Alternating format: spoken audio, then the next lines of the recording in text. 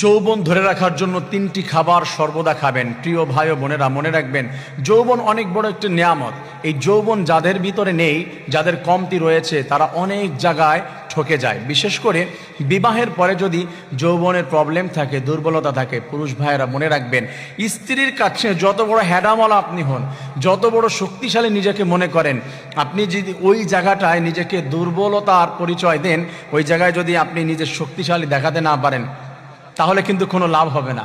আপনি যত লম্বা হন, যত সুন্দর হন, যত ফিগার বানান, যাই করেন, বিশেষ মুহূর্তে যদি আপনার পরিচয় দিতে না পারেন আপনি পুরুষের, তাহলে টাকা পয়সা আপনার কোনো মূল্য দিবে না, সৌন্দর্যের কোনো মূল্য আসবে না, আপনার পদ পজিশন কোনো কিছুর কোনো কাজে আসবে না।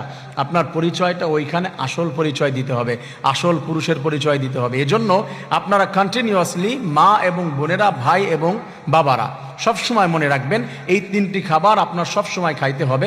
তাহলে আপনার হারিয়ে যাওয়া যৌবনও ফিরে পাওয়ার আল্লাহ তাআলা আপনাকে দিয়ে দেবে ইনশাআল্লাহ। মনে রাখবেন যৌবন কিন্তু আল্লাহ তাআলা পুরুষদেরকে দিয়ে সাজিয়ে দিয়েছে।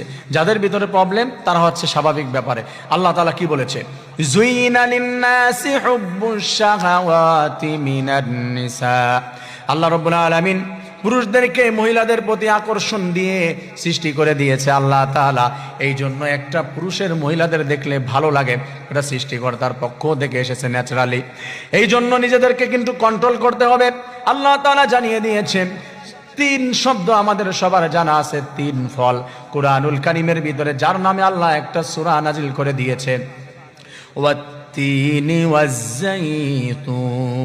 তিল ফার্স্ট নাম্বার হচ্ছে, এক নাম্বার হলো তিন ফল। কেউ যদি কন্টিনিউ খেতে পারে ইনশাআল্লাহ তার যৌবনের কোনো অবস্থাতে কখনো কোনো প্রবলেম হবে না। অনেক গুণাগুণ রয়েছে, অনেক। আমি এটা বেশি এক্সপ্লেন করতে পারছি না, আমি দ্রুত শেষ করব, এই জন্য বলছি। এক নাম্বার হচ্ছে তিন ফল, এটা এখন আমাদের বাংলাদেশেও পাওয়া যায়। সেকেন্ড, দুই নাম্বার হচ্ছে খেজুর। খেজুরের ভিতরে এত বেশি গুণাগুণ রয়েছে, এটা আমাদের সবারই জানা আছে, কম এবং বেশি। খেজুর খেলে এমনও নজির রয়েছে যে দুটা খেজুর খেয়ে সারাদিন সাহাবায়ে কেরামগণ দিন কাটিয়েছে। আর যে ব্যক্তি কন্টিনিউয়াসলি খেজুর খেতে পারে ইনশাআল্লাহ তার যৌবনের কোনোদিন কোনো কমতি আসবে না। আল্লাহ রাব্বুল আলামিন ভরপুর তাকে শক্তি দান করে দেবে, সুবহানাল্লাহ। তিন নাম্বার হচ্ছে বাদাম, বিশেষ করে অ্যালমন্ড, কাঠ বাদাম। এটা আমাদের দেশে অনেক বাদাম আমরা পাই, দেশি বিদেশি বাদাম আমরা পাই। কাজু বাদাম আছে, পেস্তা বাদাম আছে, চীনা বাদাম আছে, দেশি বাদাম আছে, কাঠ বাদাম আছে, এবং আদার্স আরও অনেক বাদাম আছে, বীজ আছে। এইগুলো খেতে পারি, কিন্তু বেসিক্যালি হচ্ছে বাদাম। কাঠবাদামটা বেশি গুরুত্ব দেওয়া হয়েছে। বাদাম যদি কেউ কন্টিনিউ খেতে পারে ইনশাআল্লাহ আল্লাহ রাব্বুল আলামিন তাকে হচ্ছে ওইখান থেকে, যে দুর্বলতা থেকে